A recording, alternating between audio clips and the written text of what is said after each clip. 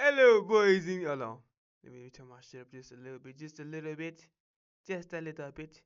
Just a little bit.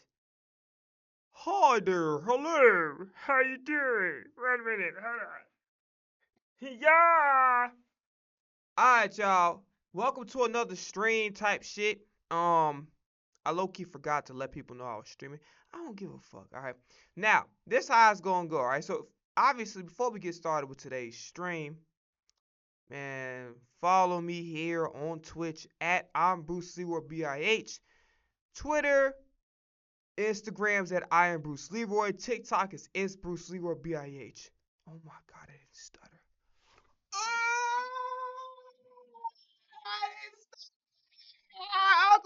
Oklahoma. All right, now on some real shit though, man. Hey, listen, we didn't stutter. As soon as motherfucker, as soon as I was about to say that we did not stutter not one time in the intro, I stuttered two times in a row. Two times. Finesse two times. All right, now, so yeah, follow me up here. Follow me on the social medias that I literally just listed. All right, man. So today, interviews and football highlights. That's literally it. Tomorrow, I got some skits to film. So I might just turn on a stream for behind the scenes work. But other than that, and I might not even have time to do that. We'll do it the next time. I'm just gonna be filming skits all day tomorrow. Alright, so that's pretty much how it's gonna go, like in a nutshell. Alright, so yeah, that's all I have to say. Let's get started with today's festivities. So the first thing we're gonna start off with is we're gonna start off with some interviews. So let's go to the Eagles press conference. See what's up. What's happening? We got Kevin Patullo. Oh, I got both. Okay, fantastic, fantastic. All right. Oh, by the way, real quickly, gotta show y'all. By the way, we owe an apology to Mr. Jalen Carter, cause it turns out number one, regardless if he initiated the shit or not, that really Spencer Brown looks bad in the situation, cause you know what I'm saying, gotta teach a man to squabble. And I love how the fucking Bills fans are still bitching. So it's not enough that they held Darius Slay hostage, and thank God that Dory Jackson has been playing pretty good. So it's not like we're desperate for a cornerback too.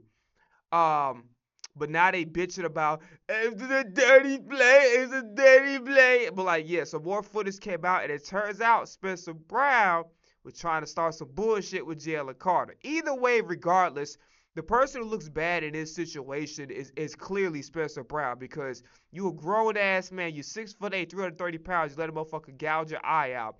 You an offensive lineman, you in the trench, supposed to be physical and aggressive. Motherfucker try to think if a motherfucker try to think that you're soft at any point in time, you gotta go send a fucking message. Don't come crying to the goddamn media. Don't go crying to us, cause fans don't give a shit. You're a football player. You're 6'8", which is crazy because on yesterday's stream, I guessed that he was 6'8". It turns out he actually was 6'8" and 300 pounds. Motherfucker, you better put some hustle behind that muscle, boy. Tell you right now, you can't let no grown ass man punk you. All right, so you see this little bad boy right here, the Bills and Eagles recap. Let's click on it so you guys know. All right, so that was yesterday's stream. So that's what we talked about, the Jalen Carter thing. I had a conversation about the Crosby situation real quick, and something might be coming behind that as well. Shh, don't tell nobody. But yeah, something gonna be coming behind that for sure, for sure.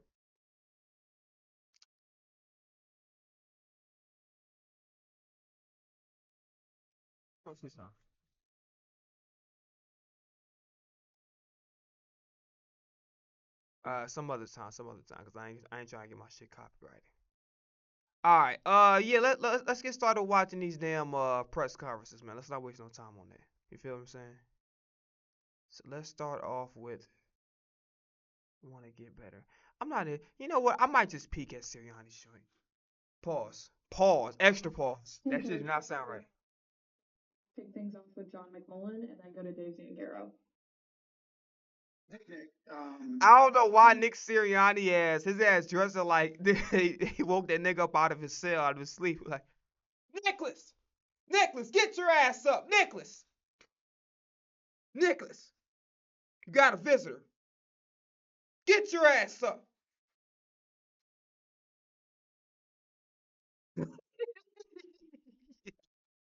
And a couple of times this year, a few times this year, where you've had an efficient half offensively and then an inefficient one. Bro, why this nigga up here making NBA Live 2003 creative player faces? Yo, this nigga like crossing them up, crossing them up. NBA Live. Nigga killing me, son. Film yesterday, change come across when that does happen. Yeah, that's we watched the tape from yesterday, graded the tape, went through it, offense, defense, special teams. That's something that's on our, we're gonna watch all those in conjunction with each other. This today, tomorrow, to kind of look at some of those things right there. I think again, at the end of the day, we got to do a better job putting them in position to succeed. We got to do a better job executing. It's never just one thing, but that's something we're going to study. And we have been studying, but we'll put it all together here again later today, tomorrow. We'll go to Dave and then Tim McManus. And now that you know the situation with seeding in the NFC, what's your plan for Week 18? And if you can you take us into the background of how you make a decision like that? Yeah, I guess it's really there's still things up in the air as far as seeding goes, right? I mean, it's pretty similar to where we were last week. What you end up going through is obviously we've done it both ways. We've had opportunities to rest. We've had opportunities to continue to get a better seed and played. So really, I don't think your process. You go through your process. You go through all those different things, but every season's a little bit different. Every team's a little bit different. We'll end up doing what we think's the best for the team, and that as we go through our process, and we're still thinking through that. That's not a decision I have to make today, or even tomorrow. It's just something that you have to go through the process of making it. And so again, at the end of the day, we'll do what we feel is best for the team. I know there'll be debate about, whatever it is that we do, but that's why we have to go through our process, and do what we feel is best. That's why I don't like watching this nigga interviews. This dude says a whole lot of fucking nothing. This is why I hesitate, because I be thinking about something like, yo, am I being lazy? You know what I'm saying? Not trying to be thorough as an Eagles content creator and actually go watch this man interview like I'm supposed to. And I'm thinking like, bro, I don't fucking blame nobody who skipped this nigga interview. You don't be saying shit, bro. He just be talking in circles. Like, you fuck around and get dizzy just listening to this nigga talk. It's crazy. Team, moving forward. We'll go to Tim and then Ruben Frank. And Nick, Jalen has had two different second halves this season where he threw for 0 yards, but you guys won both of those games. Just trying to make sense. As I've said yesterday, there are a lot of people who are blaming Jalen Hurts. And listen, I've went on this motherfucking mic and I've said, yo, Hurts is just he's a mid to very good quarterback who has occasionally great moments. That's the verdict on Jalen Hurts. That's the truth. Okay? But what we have to stop doing is we have to be honest with ourselves and stop being fucking box score stat merchants, which will not happen because every motherfucker thinks that in order for them to actually know the game, you just rely on stats. When motherfuckers don't actually sit and watch all 4 quarters of football and make a determination on whether or not the player is good, because stats do not have context. Stats are always missing context. Right? So I could say, okay, quarterback threw 3 interceptions. Obviously, 3 interceptions is horrible, right? I'm just giving an example. Well, on those 3 interceptions, a wide receiver could have had a perfect ball thrown to him, dropped the motherfucker completely, and got the quarterback picked off on all 3 of those passing attempts. So that doesn't. What do the stats mean, right? Because here's the thing also.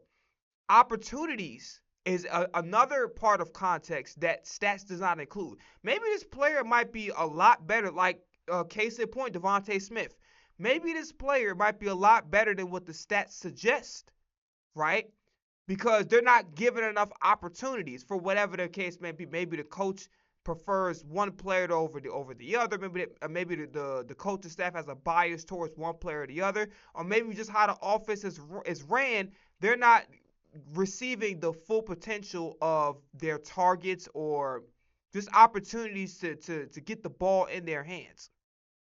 So it's little shit like that, right? Because Blankenship was an undrafted free agent. I don't think anybody saw this guy, not even nobody, saw him as like, yo, he's going to be a starting NFL safety, right? But guess what? With the unfortunate injury to Chauncey Gardner-Johnson, he had an opportunity, Blankenship, and he capitalized on it, and it's worked out ever since, right? I do think he could be a little better in some respects, but I think what Reed Blankenship does on the field, it's good enough for me for the most part. I don't see him being a weakness. So maybe you don't have to be a great player per se, but if you do your job and you do your job well, I think that I think you should be given the benefit of the doubt. But I'm so sick of these fucking stat merchants saying, well, Jalen Hurts didn't do like if you watch the fucking game, nobody was open. And you know the guy that be like step into my office that's clearly a Cowboys fan, even he called, nobody was fucking open. Like, I'm gonna be honest with you, I didn't watch every single play. And I'm not even gonna tell you Jalen Hurts was perfect because especially in the first half, he did have some passes thrown high, which is it's gonna happen. I give him the benefit of doubt for that because you can't really grade him too much when it's raining like a motherfucker. The ball is slick, right? So I can't really be too hard on him about that. Pause. But in the same breath, I'm not gonna fucking sit up here and like Jalen Hurts played bad because he threw for under 50% of his passes and he had 110 yards and blah, blah, blah, blah, and then how the Eagles win in spite of him. Like, man, shut the fuck up. Watch the games, pay attention to what the fuck is going on, and you would see that for the most part, Jalen Hurts has some highlight reel plays that was very reminiscent of that 2023 game against the Miami Dolphins on Sunday Night Football. And not only did he have some highlight plays, he had some drops, he had some bad calls by the referees, he had some ticky-tack ass calls on the refs as well, that were called on the defense. So all of these things played a factor, right? They made some bad calls on the offense, missing the PI call on Tre'Davious White on A.J. Brown. Devontae Smith actually catching the ball and surviving the ground. They said that he dropped it. That was complete bullshit. Ticky-tack ass call on Marcus Epps. Really a call, and this is something I forgot to mention on the last stream. Quinyon Mitchell had his collar fucking pulled, and they called PI on him. So, and that was something that I ended up watching live that I ended up forgetting when I was on stream yesterday.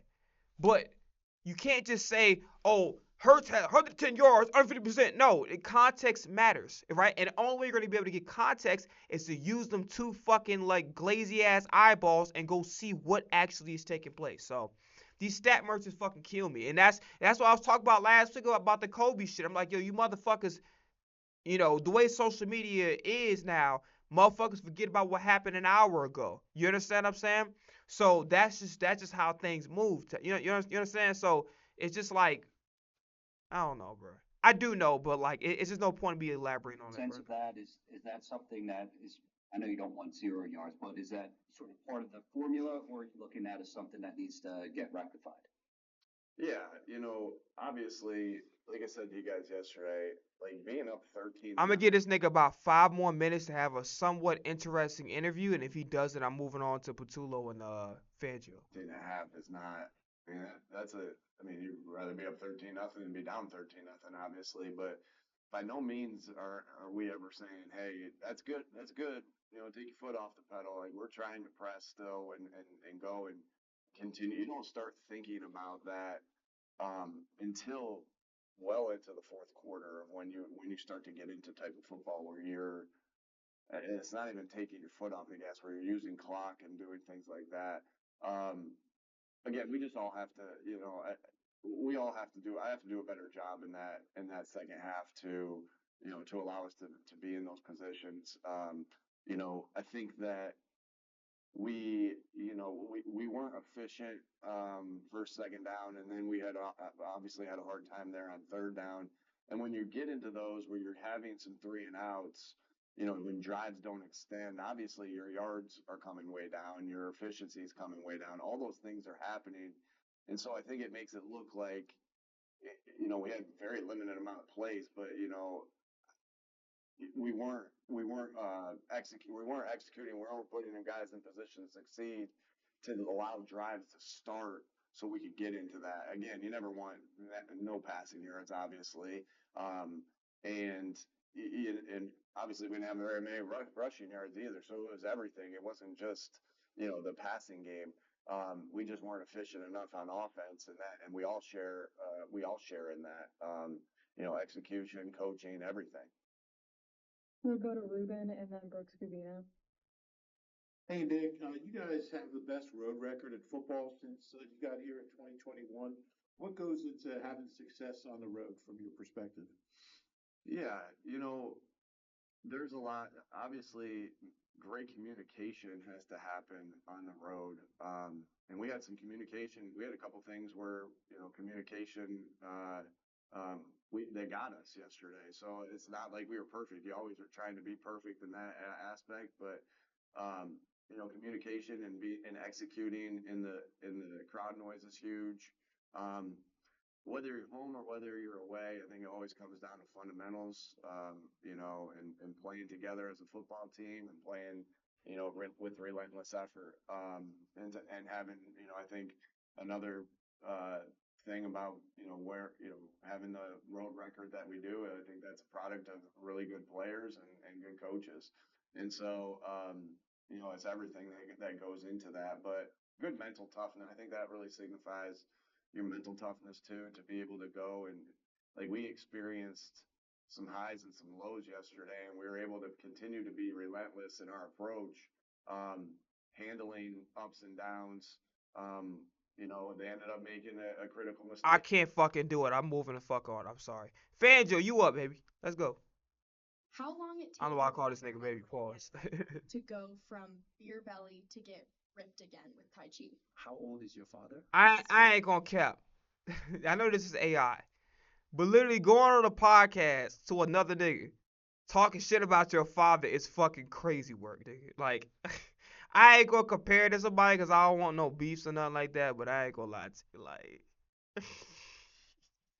that shit's crazy. See, you made it, Ruben. A couple weeks ago, you made it. Sorry. Keep bringing it up. How big was it having jail? Yeah, boy. What did you think of his performance? Yeah, I thought he played well. Hey, but the way that motherfucker came in, when he tried to start talking, that motherfucker act like he was about to escape gunfire from fucking World War One. So Vic. Everybody in the trenches now. Like, I swear to God, that shit was funny as hell. The way he started to say he could fucking talk. He had 3 games, I believe, and didn't practice until this past week. During that time, and I thought he played well. And I think he's off to a good start, and hopefully he'll build on that and play good, down the stretch here and into the playoffs. With Chandler Phillips, I know he's playing well individually. Who? Chandler Phillips. I thought you said Chandler Phillips. Okay. Sorry. Is there a complementary effect with Alex and Nolan because he's on the field? Does that help at all? Anytime you add a good player to your team on the field, it's going to help everybody. If It's a great answer. your pass rush takes an uptick, that helps everybody. Your run defense takes an uptick, that helps everybody. Your corners. Other niggas say uptick at That first. helps everybody. So it's a domino effect. I don't think it helps just one position. It helps everybody. As far as sacking Josh Allen 5 times, what changed your philosophy at all, or the discipline that the rushers had to stay in their lanes? Well, I mean, that's a big emphasis anytime you play a quarterback like that. But he's still really hard to get down. We missed him a few of the other times that we could have got him down. Bro, hey, real quick, I remember when fucking Jalen Phillips dived right at. It might have been the last drive. He dived right at this nigga back, and he completely fucked. I'm like, God damn, dude. I'm like, yo, bro, that should have been a sack. Yeah, he definitely right about that. We missed a lot of opportunities. Special in that regard. And I was mad as hell. he's made a lot of really good players miss in his 7 or 8 year career, however long he's been out here. Damn, 7, 8 years already? Yeah, I mean, Shit. you make your guys conscious of it. We got to rush as a unit. It's been a long time since Jahan got a chance to play that much. What did you think of him? Yeah, I thought he did good. You know, obviously there's plays he'd like to have back and do over, but we don't get mulligans. But I do think it will help him moving forward. You know, if he has to play again this week for Nakobe, and then if he has to be called upon in the playoff game. You guys have the latest boxes of any team in the NFL in terms of the way the NFL does the numbers. Who measures that? The NFL, next gen stats, you guys are like 60%. It's like by far the Is that PFF? No, I don't follow them as much, but still stop the run when you have lead boxes. Well, you know, you got good players that are up there still, and we expect our guys to react and come out of those deep looks and fill and help accordingly. But you still have to play your blocks up front and do good at that. You know, your D line and your linebacker set that tempo. Do you know that this is something that you do consciously to not stack the box as much as your match personnel as much? Yeah. And philosophically, why? Well, you know, you just don't want the quarterback to have a pre-snap read of what you might or might not be in. Did you see the thing with Jalen and Spencer Brown? And Spencer basically said he thought he intentionally got. I didn't see it. No. Are you aware of it at all? I mean, I heard rumblings of it, very little, but I have not seen any video of it. Does it bother you that? I'd have to see it before I comment. You're smart man, smart man. What did you see as it was evolving, as the play was going on? Yeah, we had a little bit of pseudo pressure there, just to try and, you know, get something going for him so he wouldn't extend the play too long. We had a good coverage going early. We lost leverage late, you know, Jihad did. But other than that, I thought we played it well. And, you know, anytime, even for a great quarterback like him, rolling to your left, moving to your left, throwing back, it's a hard throw. I know there's no much football left, but as far as entering week 18, The fuck? this year, and where's growth from this year? And hey, for those of y'all that are in here, I know what you're gonna say. Bruce, why are we clowning your ass? You got a stuttering problem too. But goddamn, listen, I ain't gonna lie to you. I've stuttered that bad on some occasions, especially a long time ago. I'm trying my best to clean it up. Here's the thing with me, right? I talk so fucking fast that I talk a lot. Like, I could ramble on for like 30, 45 minutes, an hour with no script. So here's the thing, too. You tend to goddamn stutter, right? When I'm making shit up off the top of my head, coming up with jokes and shit like that, it's gonna happen. I ain't got no motherfucking script. This shit come off the dome. You know what I'm saying? Like, it is what it is. Right off the Georgia Dome. Dun, dun, dun, dun, dun, dun, dun. I think we've grown from week to week, you know, which is what you want. You know, particularly if you have a bunch of young guys, which we still do. We're in the stage of guys can get better and better and better. Even our veteran type players, I mean, outside of BG, I would guess you would say, they're still in the growing stage, and they've done that, and that always makes you happy. You know, we've kind of found our niche the way we like to play, which is something you're always looking for as a coach. And the guys have been fun to coach. You know, back in training camp, you had said, you know, this reminds you a little bit of last year where you had all these questions. Does it remind you at all of the way things developed a year ago? A little bit. You know, we just have a lot of new names this year instead of the guys that were here last year. But it does a little bit, certainly. Do you have any control on the icon beyond it's a game to game, just kind of figuring out what is going to get called or not? Is there a teaching point in that one for him? Person to person. this would have been 2019, maybe we would have challenged that. And that was the 1 year you could challenge PI. Do you have any concrete rules when it comes to when? Hey, that's a crazy ass fact. I don't know why they took that out the game. I think that'd be great because if you could challenge all these other calls, why not? I think you should be able to challenge holding. Well, no, I ain't gonna lie. If we were to challenge holding, like, nah, the game would never fucking end. I'm glad that part I have to take back. But yeah, the PI shit, they should definitely do it. Front can use stumps. Yeah. You might not tell me too much, but how much would dictate? The front dictates it. You know, what were, some of those stunts I call, some of them based upon what front I call, they have the freedom to run a stunt. You know, under the guidelines we give them. Is it different preparing for a team that you just saw 2 weeks ago? No. You know, it's kind of amazing. You're right, just 2 weeks ago, but it's like every week seems like a new adventure in this league. And it seems normal. Yeah, nigga, don't call for the mic. Cover your mouth, Vic. I love you, Vic. Cover your mouth, man. Come on, dog. Did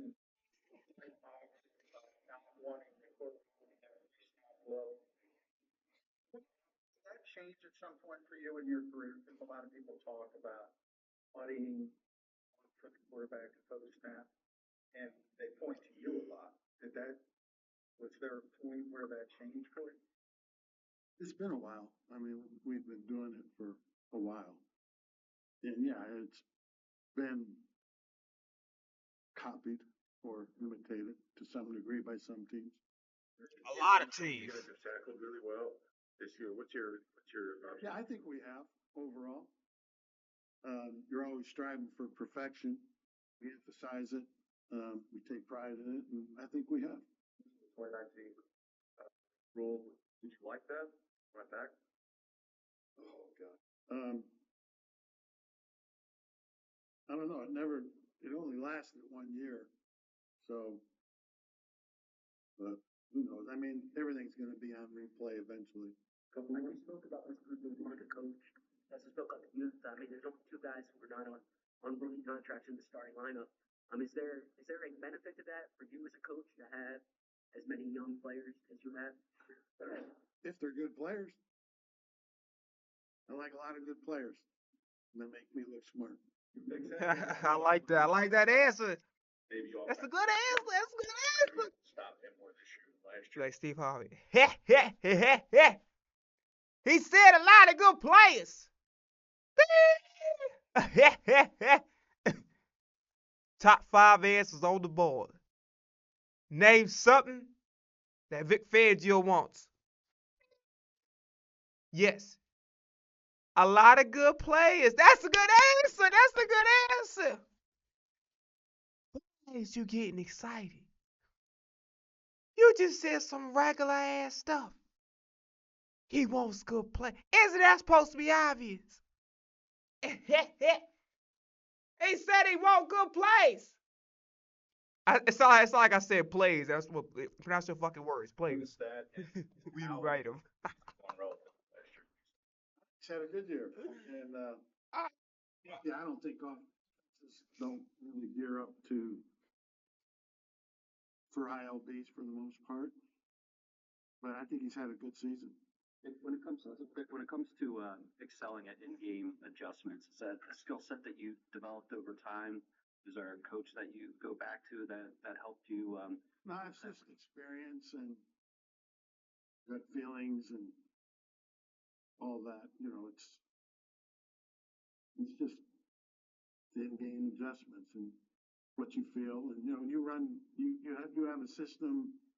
You know how teams might attack it, so it's not like the first time they've been attacked that way. So maybe you know what the next step is, or certain players giving you trouble, certain phase of the game is giving you trouble.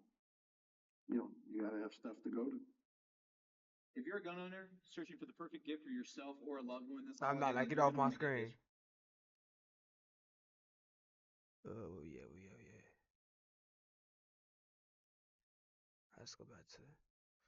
Why is it so glitchy? Hey Coach, thanks for taking the time for us today. We'll kick things off with John McMullen and then go to Dave Zangaro. Yeah, he's so glitchy.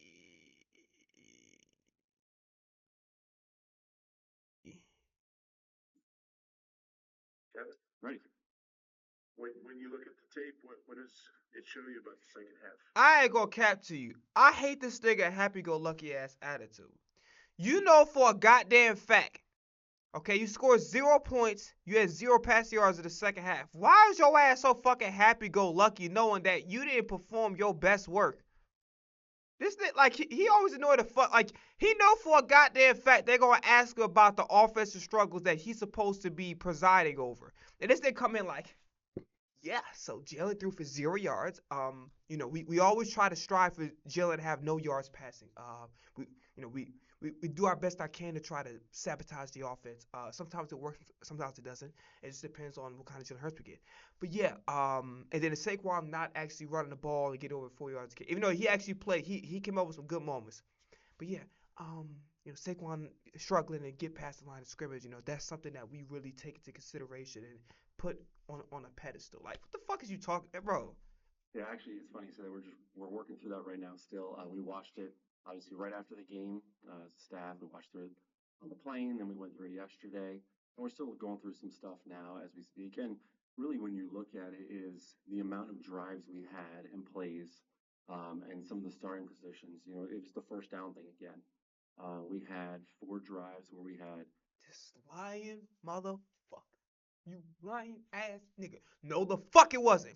It's not about first down. It's about the fact you drawing up fucking plays with no openings for Jalen Hurts to throw the fucking ball.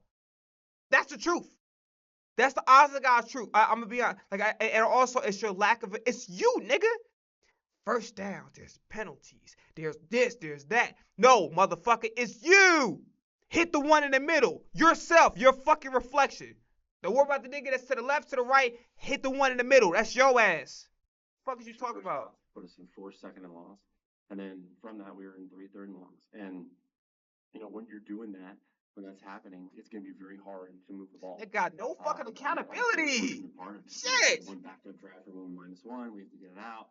We ran again on second down. We didn't get much, and then third down, with some pressure, and it was a punt. And so when you look at those drives, it gets frustrating because we need one play. All we need is one spark, one thing to get those things going, and we're out of it. And there was a couple. There was one drive we were very close. This nigga is talking. We went This nigga is talking like he's in an interrogation, and the police just told him he's a person of interest in a murder case.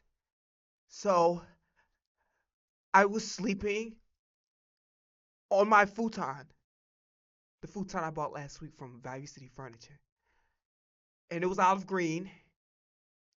It might have had some bed bug blood stains on there, but that's not relevant. That's not relevant. I might have been sleeping on a McChicken wrapper too. Maybe had a little mayonnaise in my ear canal, but that's neither here nor there.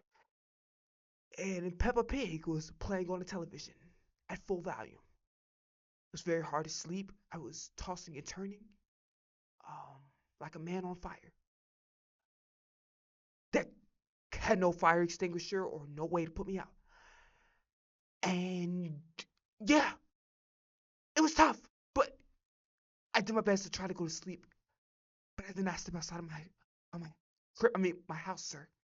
I stayed in there with my eyes trying to shut them, trying to get shut eye. But my eyes were open. So I'm naturally a woke guy by nature.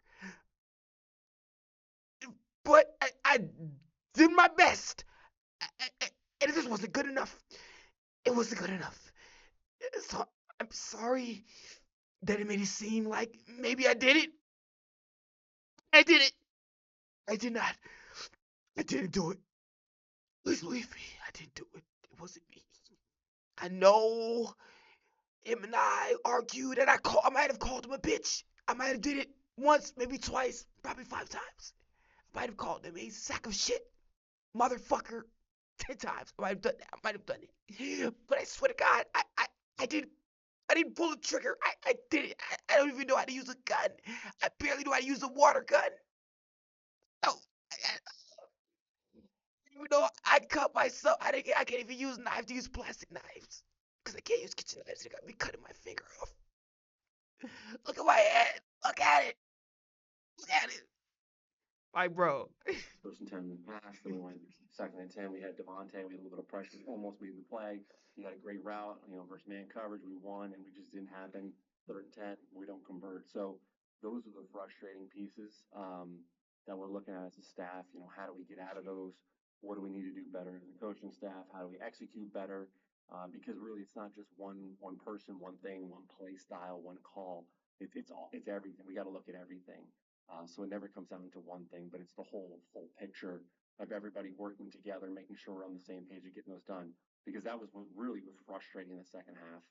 And you can feel that because the first half we had some things that we did nicely, and in the second half we wanted to kind of run the ball and get it going, and it just got off, and we got those second and longs, and that's what was really frustrating about it. And so when you look at it, like I said, we're still looking at it right now. We're going through other games to see how things played out, how we can continuously improve from this, and then get guys in positions. And once we get them in position, we got to execute it and let it play out. One of the reasons I just asked about one of the second long, the last drive, the second and 13, got to Barkley, and then after that, you guys took a shot. Are those two plays part of the same philosophy, or was there just an opportunity on third to?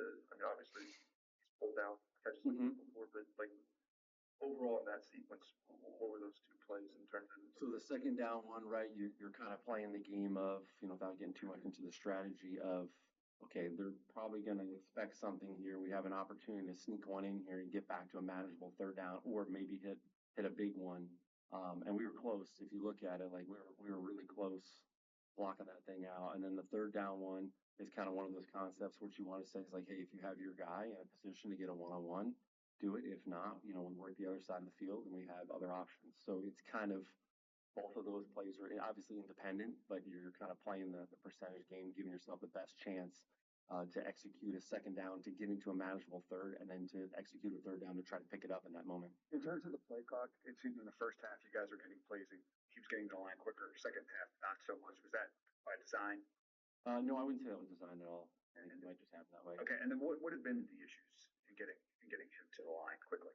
As far as you guys have, I mean, a lot of the plays or snaps are going off like right at the clock. I assume that's because he's getting to the line too late. Yeah, I don't. I when you look at that, I don't think it has really anything as far as getting to the line too late. I know we get out of the huddle. For the most part, the guys we get out at a decent pace, and so it's just a matter of just orchestrating what we have within each play. When there's a motion to shift, if there's a couple plays, in one. If there's something we're looking for, if we're trying to ID stuff. So, knock on wood. Fortunately, we've not had delayed games. We got to continue to do good in that area. So I think as far as that, there's a piece of it. And then sometimes we're able to do different things on the ball, and that picks up the pace, obviously, too. He wants to move quicker. He wants to not be so late in the clock. What have been the issues? Why has it been? Say that first part. You said that he wants to improve the operation. He said there have been a few instances where it has been better, but what can you guys do to improve that? What have been the issues that? So the biggest thing, like as far as it goes to practice, right? When we're in practice mode and we're trying to stress getting to the line of scrimmage. So once we break the huddle, we got to get to the line of scrimmage and do a good job of getting our cleats in the ground and getting set.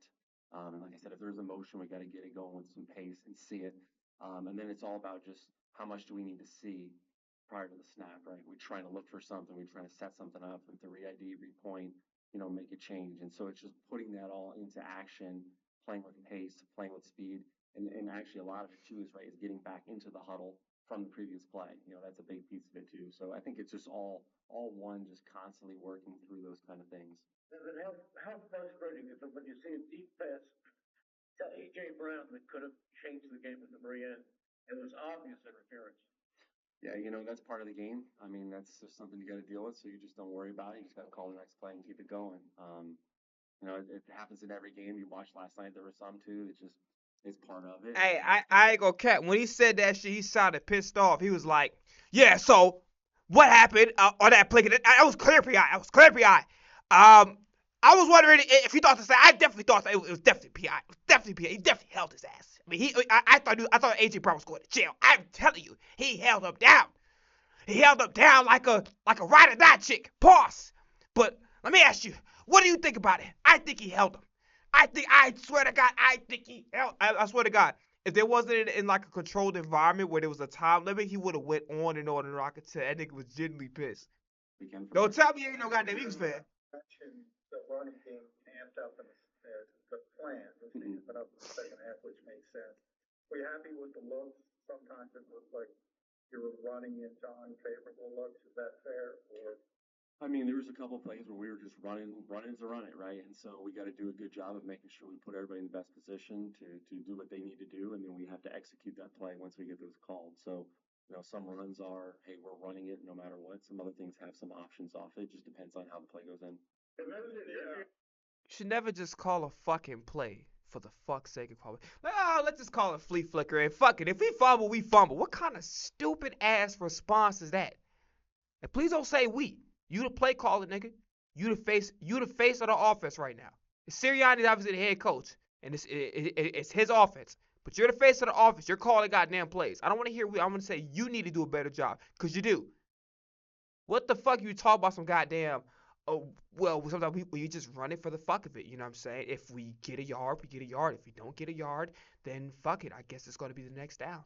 And then if it's fourth down and it's a 3 and out, and then we just move on to the next drive if we able to get the next drive, you know what I'm saying? And depending if they score, if they don't, we might score on our drive. I don't know. Maybe not.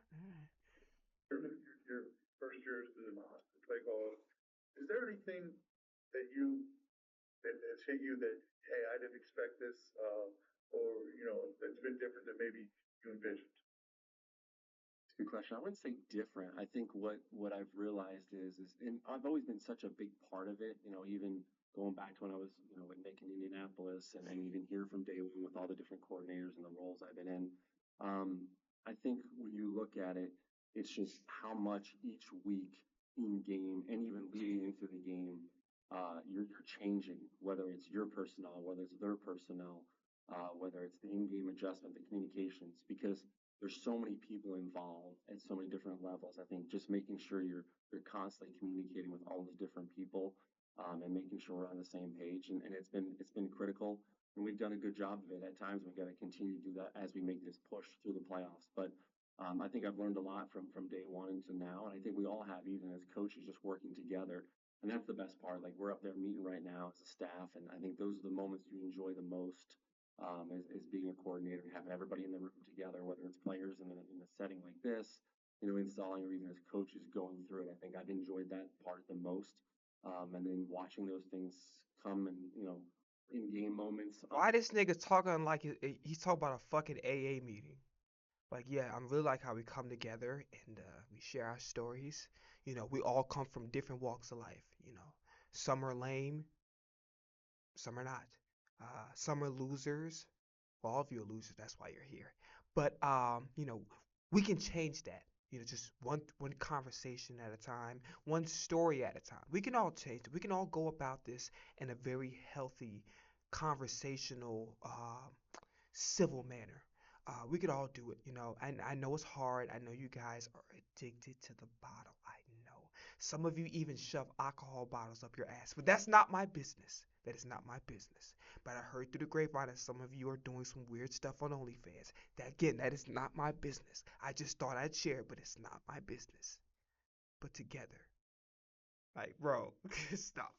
Getting them to play out is really exciting, and then getting to see the guys have joy within each play.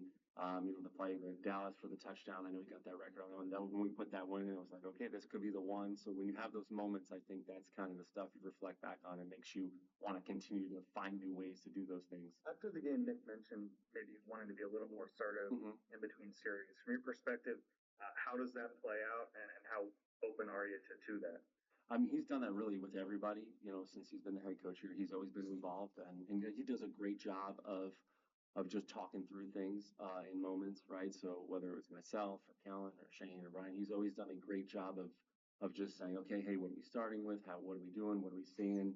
and his knowledge and just expertise of just football in general can help just talk through discussion points, whether it's just with me or the staff or the players or, hey, what are you guys seeing? What's going on? So I think that's really, what he can help. And he's done a good job of that throughout the years. And that's kind of helped us in moments of just talking through things. Because, when you're down there looking through plays and you're looking at the surface, you're looking at your call sheet. I'm done looking at this fucking interview. All right. Anyway, Seth Joyner, and we're gonna close it out, and I'll see y'all in 2026. All right, Seth Joyner show, yes sir. Anyone actually made it to level 4 before? If you're slightly congested. Oh, by the way, for those that watched my stream, I didn't see you react to Seth Joyner before. Against the Raiders and the Commanders? What's there to talk about? Nothing.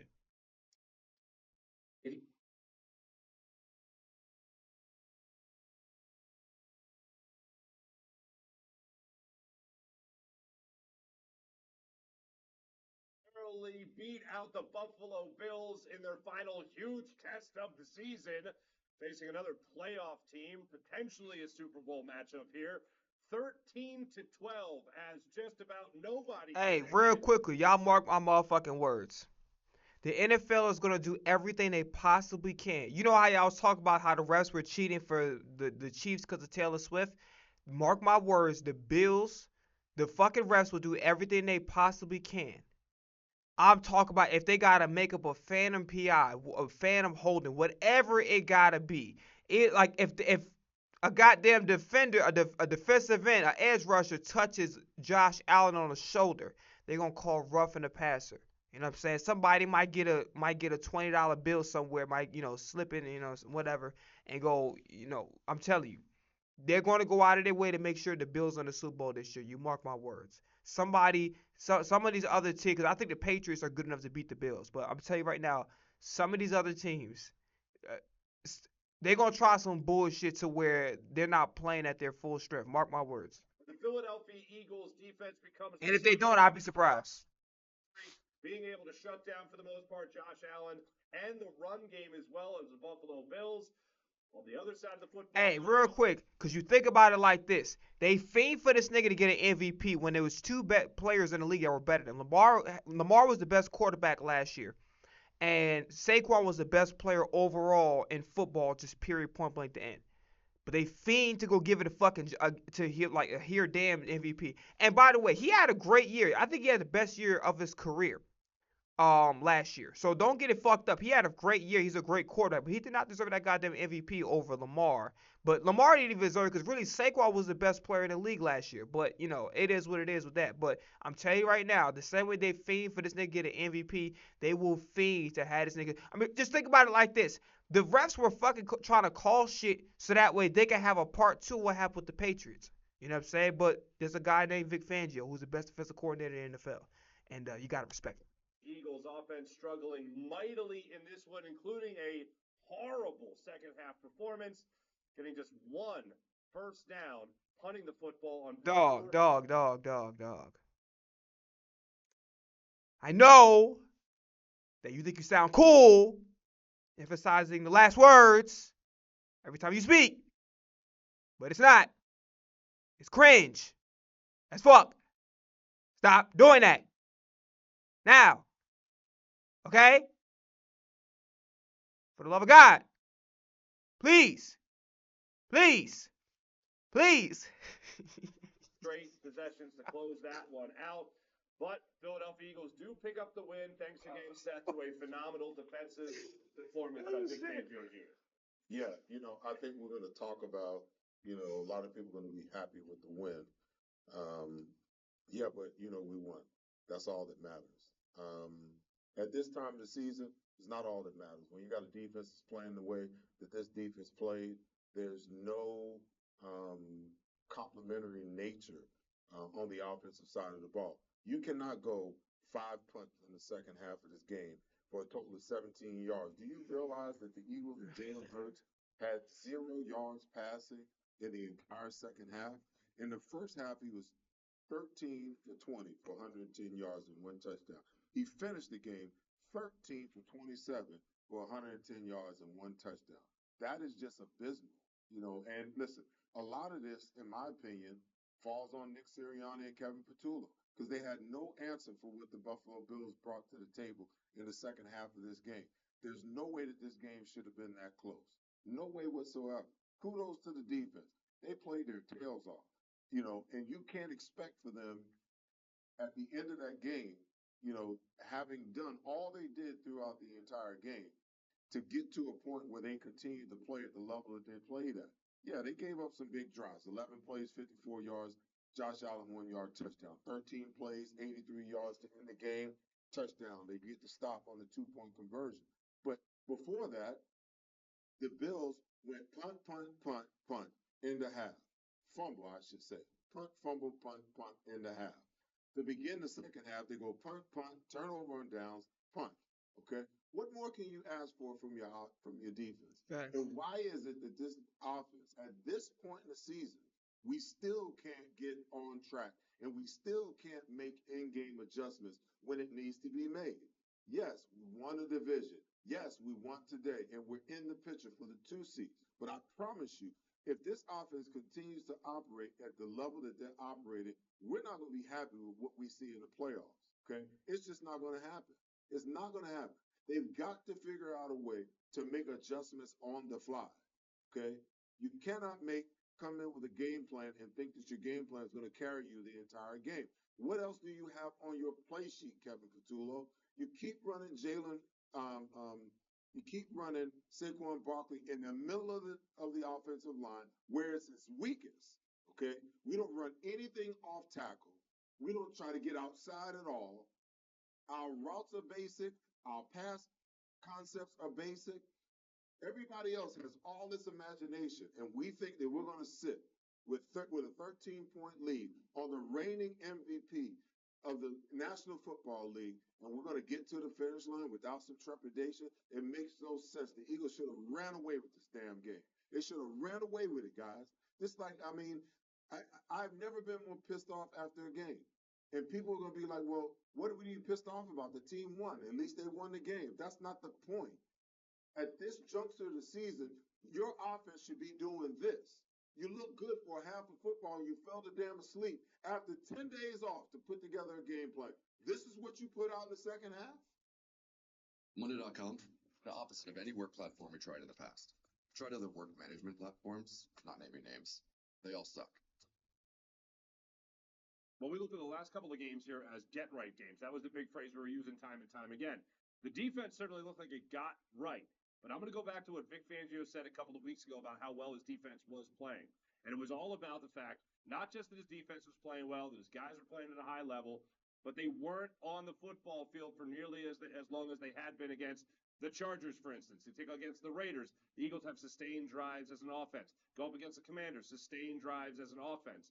This time around, in the first half, Eagles doing a decent job at least moving the football. Second half, again, punt, punt, punt, punt, and punt. And you're giving the football right back to that Bills offense, right back to that run game, right back again. I kind of don't understand why the fuck he needed to echo what Seth Joyner said. Like, he already went through the fucking drive summary for us in the second half. We don't need you to echo that shit. You can literally just sum the shit up in one sentence. Oh, yeah, the fuck?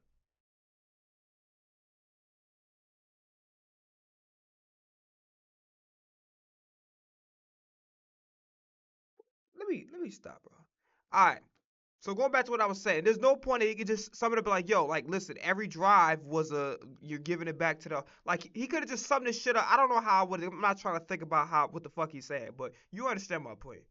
To the reigning MVP, and you're asking them, the Eagles defense, time and time again, to stop Josh Allen in this Bills offense. It gets harder as the game goes on, Derek. First of all, kudos to the defense and the punting game. I think that's where they really won this game in a lot of ways. The punting game was phenomenal in terms of getting Buffalo deep in their own field. And, of course, the defense stepped up when it had to. But your defense was wearing down. I mean, the Eagles' offense only had the ball 8+ minutes the entire second half. Buffalo had the ball 21+ minutes. That's a huge difference. You can't rely, especially when you get to the second season, you can't rely on your defense just to bail you out. You're going to face some high-scoring offenses potentially. When you talk about the Rams, you talk about Seattle. These teams are putting points on the board. and the defense will rise to the occasion against those teams, but your offense has to chip in. You know, Seth said, you know, what were you thinking Patullo in the second half? I say Sirianni Patullo. We give Sirianni a lot of credit for the last two games in terms of he claims he's been more involved in the offensive meetings and things of that nature. Well, he's got to take some of the blame for this as well. The fact that you had a grand total of 17 yards in 30 minutes of football is atrocious. You got the W, yes. You're still in contention for that number 2 seed. Yes, it will be based on what Chicago does tonight in San Francisco. But the bottom line is you have got to elevate this offense to a whole nother level to get deep into the playoffs because you're going to have to play 3 games. You're going to have to play 3 games, and one of those games you may have to play on the road in one of those 2 environments, in one of those environments. So, you know, there's a lot of work to be done. If Seattle wins tonight, or I'm sorry, Chicago wins tonight, you know Sirianni is going to sit everybody next week.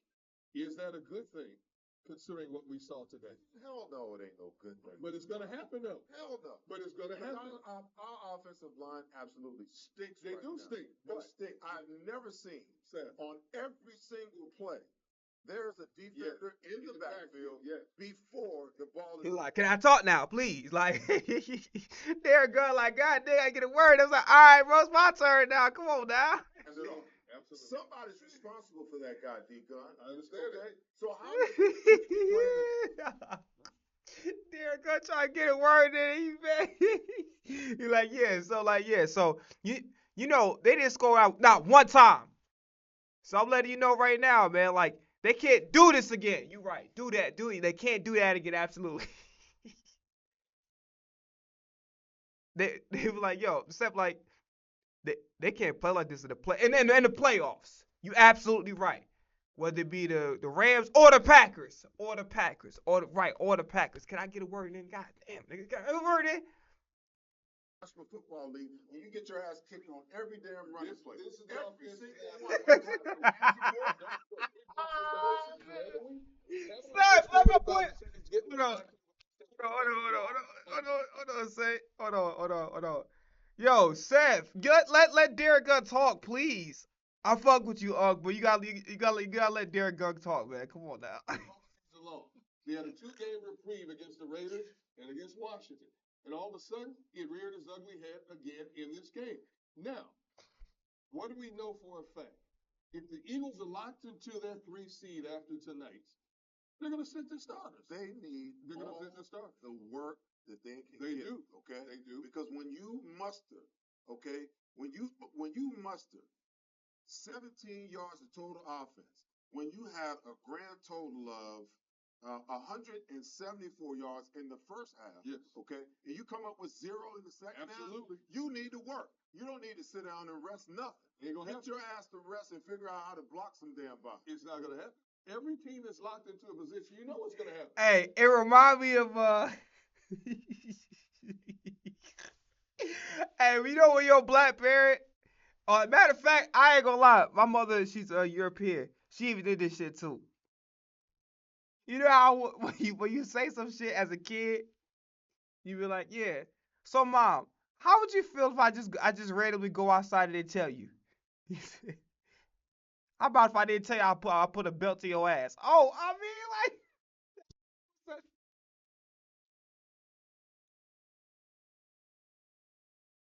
Yo, when Seth said that, and when Seth was talking, that's what the shit reminded me of. He said, yeah, you know how your parents, especially black parents, do this. Like, my European, my mother who's European, she did this shit too, but it's funny as fuck. Like they be saying shit that don't make sense. They be like, yeah, they be like, mom. So what would happen if I asked dad, if I can have a cookie or not? He said, I'm about to put a cookie on your ass. That's what the reason why I'm saying that, because when Seth said they need to rest and block somebody, it kind of didn't make sense, but it was funny as hell. But sometimes when you frustrated, you mad, it's it. For those that grew up, especially around a black parent, but also other parents do that too. Like again, case in point, my European mom, she do this shit as funny as hell. But like, she said, I'm about to put a cookie on your ass.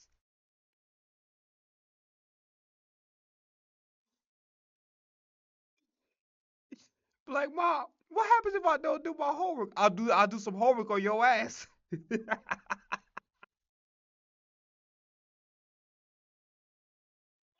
what I'm saying? I'm a trip, yeah. Like I said, normally Seth, 100 times out of 100, I agree with always playing starting, especially if you're struggling. But it has been the same all year long. The same crap Are, we've been looking at. are they going to all of a sudden get right in week 18 against the Commanders? Who, by the way, want all the smoke after being pissed off that he went for two. Of course they do. No, of course they want the smoke. But what I'm saying is, do you want to play your starters when they haven't gotten it right all season No, I anyway? want them to fight. I want them to learn how to fight. Okay. I want them to. I want them to understand that you're not getting time off because you haven't played to the level that you need to play to. Don't tell me that this is the standard. Okay. If the standard is the standard, don't tell me that this is the standard because you got your ass kicked the last 30 minutes of this football game. You're gonna tell me that that's the standard, and everybody's gonna be happy because they won the game. But I'll say it like I always said. The way that you win is as important as how you win. Sure. And the way that they're winning right now, the thing that we want, the thing that we desire the most is for them to take a playoff run and to get back to the Super Bowl. They're not getting there with the offense playing the way they're playing. And you cannot rely on the defense to continue to play this way. Right. At some point in time, the offense is going to have to turn around and hold the defense up instead of the defense winning the game for them. That's what they've done. The last 3 weeks, the defense has played their behinds off. And today, magnificent. You couldn't ask for a better performance by a defense. But you can't put all that pressure on the defense when you got all the money on that side of the football. When you got all the great players supposedly on that side of the football. You mean to tell me they couldn't throw an out route to A.J. Brown in the second half on first down, come back on second down, throw another one and get a first down? One first down in the entire second half of a football game? Are you kidding me? Yep. I've seen plenty of power banks over my 15 years of reviewing tech, but this Ridge one quickly became a favorite. So this, the 10,000 milliamp hour battery that's already this small, is pretty clutch. But On that note, though, let's celebrate that defense because of how well they did play today. As a matter of Well, fact, they are our players to bank on. Like, the whole defense, as a matter of fact. Those are the guys we are highlighted today as not our player, but our players to bank on with how well the Philadelphia Eagles defense played today. How about Jalen Carter coming back, not only getting a sack, also getting in the backfield time and time again, blocking an extra point, which which mattered more than anything considering that made the Buffalo Bills try to go for two, and also allowed the Philadelphia Eagles to be in a position where they could give up a touchdown and then force the Bills to go for two if they wanted to win it on that one play. So a lot of credit to them. Jalix Hunt came up with 2 sacks today. He also had 2 tackles for loss. Hell of a performance by those guys. Who jumped out the most from that Eagles defense to you, Seth? I gotta let D Gun go because I'm looking at some of these comments in here. Let me tell y'all something, man. If you don't want the truth, then you're watching the wrong post game show, okay? Because I'm not gonna sugarcoat anything for you guys. It's just okay with them winning, okay?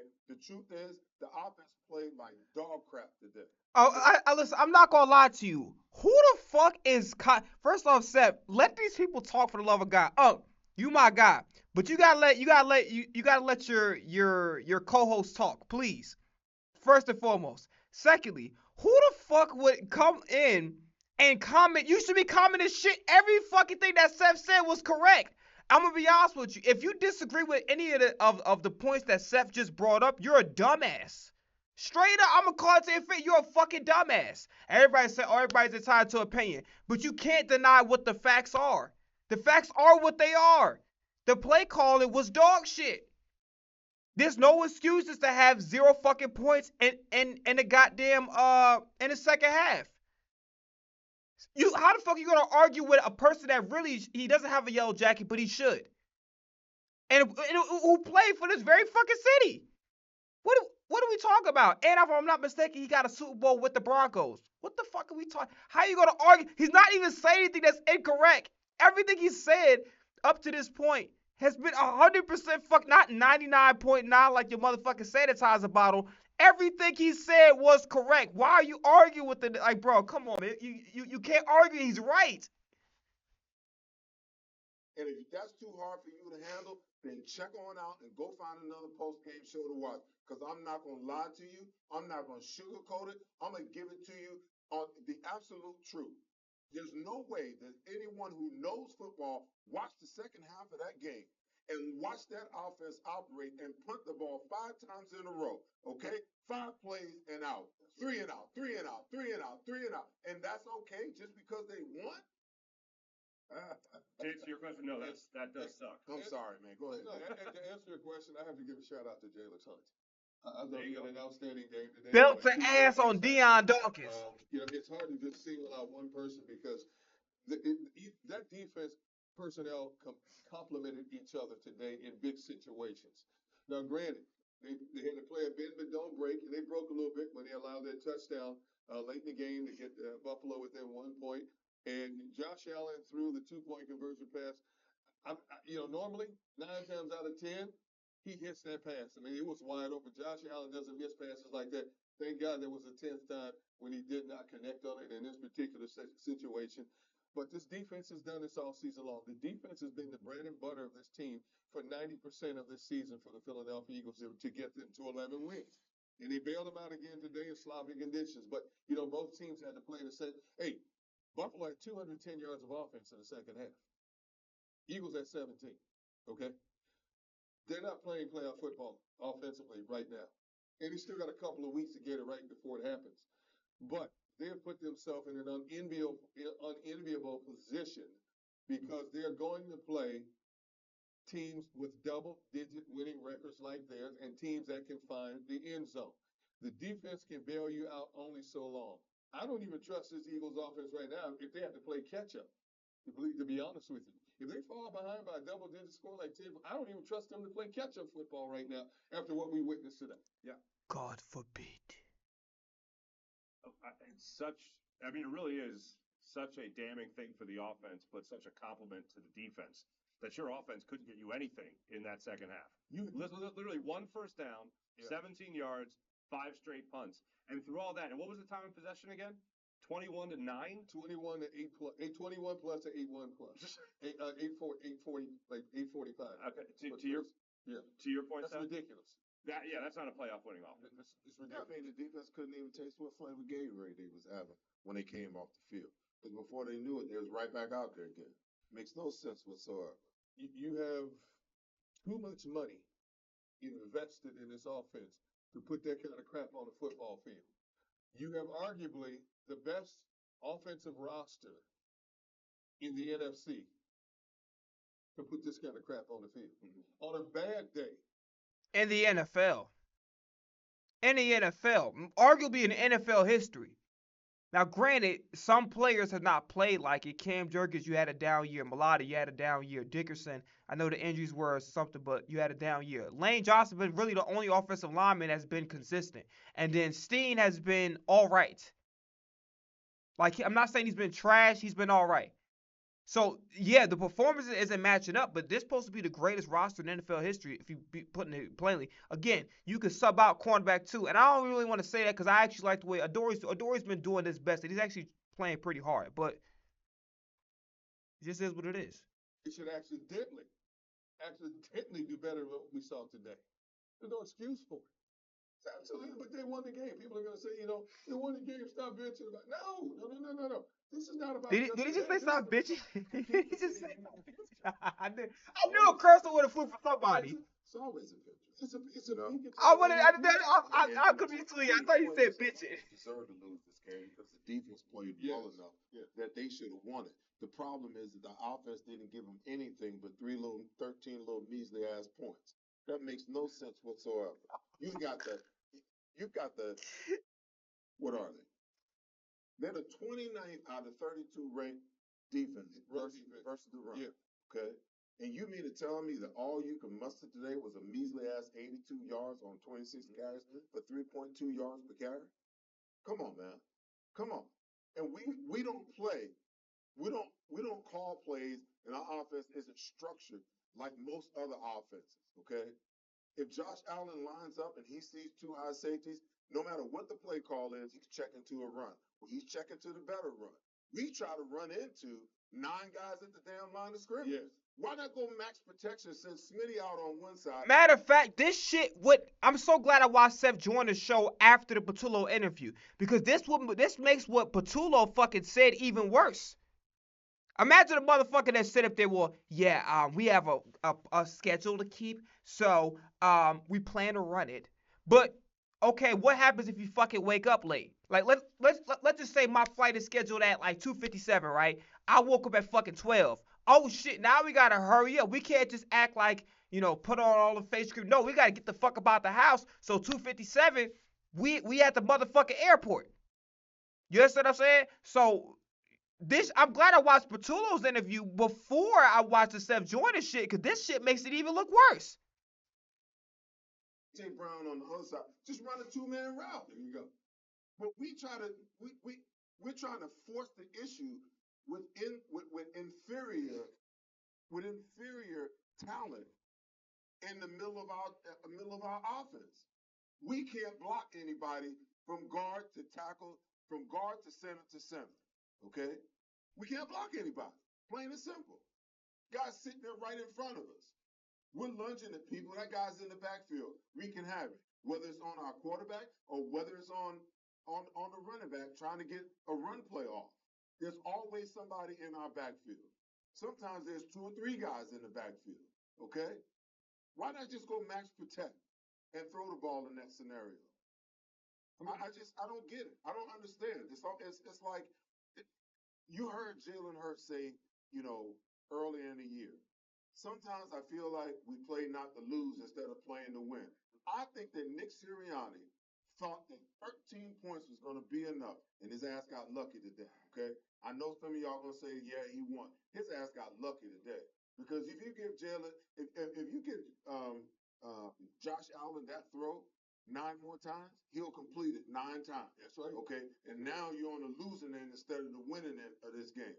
But my point is that sometimes you got to throw caution to the wind, and you got to do what's necessary to win the game. I'm sick and tired of every third down, us throwing the ball deep. It's 3rd and 8. Where's the crossing route underneath the deep route that gets you the first down? Why are we always trying to push the ball down the field, making big plays? The objective is when you ain't got but 1 damn first down in the whole first half, why don't we try to get a first down instead of trying to throw the bomb every time? It's just stupid football. How about Goddard just floating over the middle? Sit down in the hole over the middle. They didn't even use him. How many times you see Goddard and even Hey, I gotta go, y'all. I hope everybody has a safe New Year. I'm not gonna be able to see, like, you'll see me on social media posting shit. I'm working on skits tomorrow, so I ain't gonna be able to stream because I ain't gonna have time to. So I rather just fuck it. Let's just put some skits out. So that's what's gonna happen tomorrow. I will see y'all Friday. Friday, I'll see y'all 100%. You got my word on that. I'm coming here on Friday. We're gonna stream, have some fun, watch some football highlights and shit. And that's just gonna be. It is what it is. All right, I'm out of here. Peace. All right.